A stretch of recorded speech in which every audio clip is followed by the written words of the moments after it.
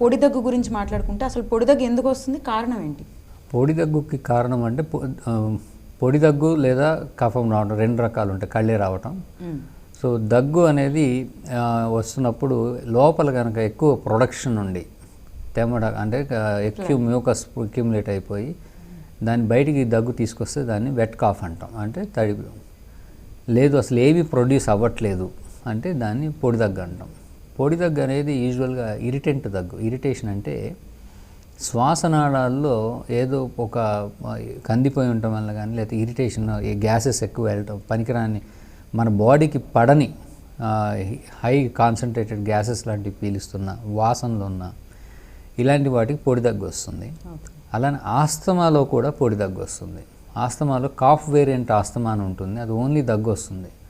అందులో మేజర్గా ఏంటంటే ఎయిర్వేస్ ఇరిటేషన్ అయిపోవటం వలన ఈ వస్తుంది. అలానే వైరల్ డిసీజెస్ వచ్చినప్పుడు, వైరల్ నిమోనియాస్, వైరస్ డిసీజ్ వచ్చినప్పుడు ఈ శ్వాసనాళాల్లో ఎపిథీలియం అంటే మనకు సున్నితమైన పొర ఉంటుంది, నోట్లో మ్యూకస్ మెంబ్రేన్ ఉన్నట్టుగా శ్వాసనాళాలంతా ఆ మ్యూకస్ మెంబ్రేన్ లాంటి స్ట్రక్చర్స్ సీలియాతో ఉంటాయి.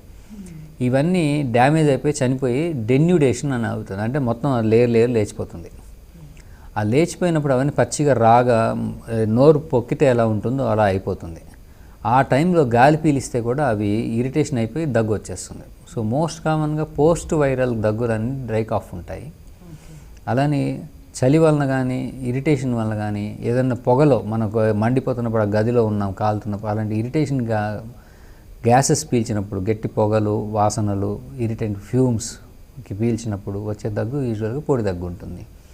అలానే జీఈఆర్డి, గ్యాస్ట్రోఈసోఫేజియల్ రిఫ్లెక్స్ డిసీజ్ అని మనకి ఈ యాసిడ్ రిఫ్లెక్స్ అనేది పొట్టలోంచి బయటకు యాసిడ్ వచ్చి మన స్వరపేటిక మీద పడతాయి, గొంతులో అక్కడ కొంచెం కాలిపోతూ ఉంటుంది. దానివలన కూడా ఇరిటెంట్గా వచ్చి దగ్గు, పొడి దగ్గు వస్తుంది.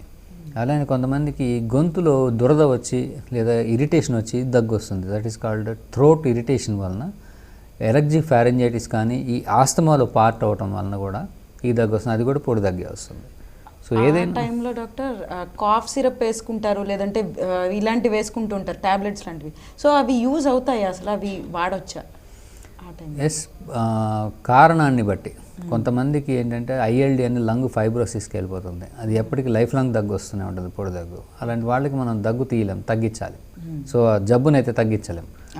అలానే ఈ ఇరిటేషన్ కాఫ్ ఏదైతే వస్తుందో థ్రోట్ దగ్గర, ఈ సూతినింగ్ ఏజెంట్స్ అంటే ఈ లొజెంజెస్ కానీ లేదంటే కొన్ని లిడోకైన్ నంబునెస్ తెచ్చేవి, అంటే మొద్దు బారిపోవటం లాగా, థ్రోట్ మొద్దు బారిపోతే అక్కడ దురద తెలియదు, ఇరిటేషన్ తెలియదు, మనకి దగ్గు ఆగిపోతుంది. అందులో పాటలోనే పురాతన కాలంలో, అది ఓల్డ్ ఏజ్లో మనం ఈ కరక్కాయ అని పెట్టుకుంటారు గొంతులో మొగ్గల మీద. అది ఇప్పుడు నవలేస్తున్నారు, ఆ నవలకూడదు. వాటిల్లో ఏముంటాయంటే టానిన్స్ ఉంటాయి. టానిన్స్ అనే కెమికల్, టానిన్స్ అంటే ప్లాంట్ ఆల్కలైడ్స్ టైప్ అవి. ఈ టానిన్స్ రిలీజ్ అవటం వలన ఈ మ్యూకస్ మెంబ్రేన్తో మొద్దు బారిపోద్ది.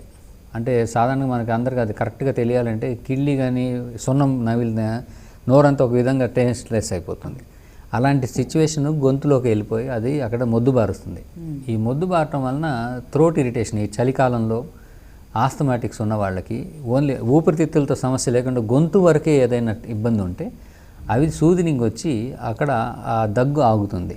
సో ఇలాంటివి టెంపరీ రిలీఫ్, అంటే డిసీజ్ ప్రాసెస్ని ఆపవు, అంటే లోపల జబ్బుని తగ్గించవు, ఓన్లీ ఆర్ మోడిఫై చేయవు. ఓన్లీ మనకి దానివల్ల ఇబ్బంది లేకుండా మాస్క్ చేసి ఇమీడియట్గా లక్షణాలను రిలీజ్ చేయడానికి మాత్రమే ఇవి పనిచేస్తాయి.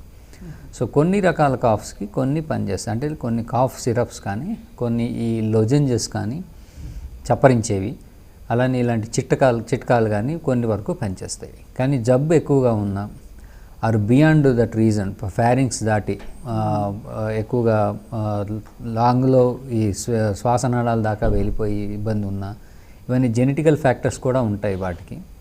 సో ఇలాంటి వాటికి ఏంటంటే వేరే మందులు కంపల్సరీ వాడాల్సి వస్తుంది. ఇంకోటి ఏంటంటే ఈ చిట్కాలు అనేవి టెంపరీగా 1 గంట 2 గంటలు మ్యాక్సిమం 1-2 డేస్ పనిచేస్తాయి. క్రానిక్గా 10 రోజులు 20 రోజులు వచ్చే దగ్గులకి ఈ ఉన్న వాళ్ళకి అవి పనిచేసే ఛాన్స్ తక్కువ.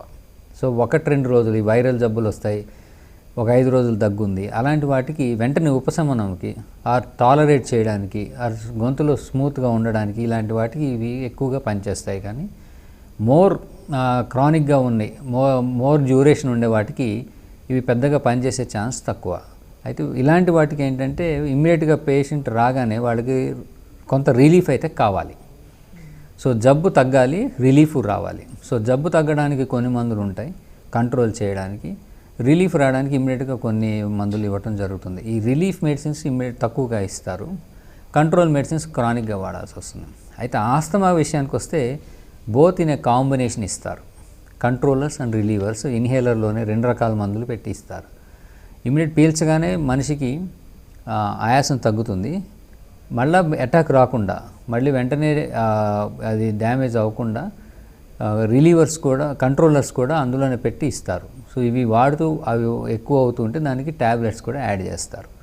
సో ఈ కంట్రోలర్సు, రిలీవర్సు కొన్ని కండిషన్స్ని బట్టి వాళ్ళు వాడాల్సి ఉంటుంది.